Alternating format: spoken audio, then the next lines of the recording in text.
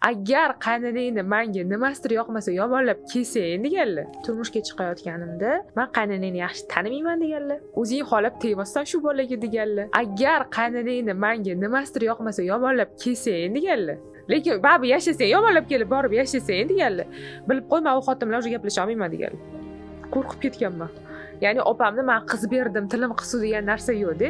Vut shu yomonlama deganlar. Yaxshi tarafini aytibki, yomonini tez praverishdi. Chunki sen men qizimsan. Chunki meni buvimlar, qaynana, onam bir umr qaynana bilan yashaganlar-da. Qattiq qaynana bo'lganlar-da. Meni oyim bilan kompromis qilganimni ko'rgansan. Demak, sen ham qila olasan, qizimsan. No yomonlab kelmang. Chunki keyin men qaynanangga yaxshi salom-alik qila olmayman. Meni qo'limdan kelmaydi unaqa patxot qilib nima qilish. Shu to'g'ri munosabatim qolishini xohlasang yomonlab kelma deganlar-da. Bu mana shu gaplari qulog'imda qolib ketganda.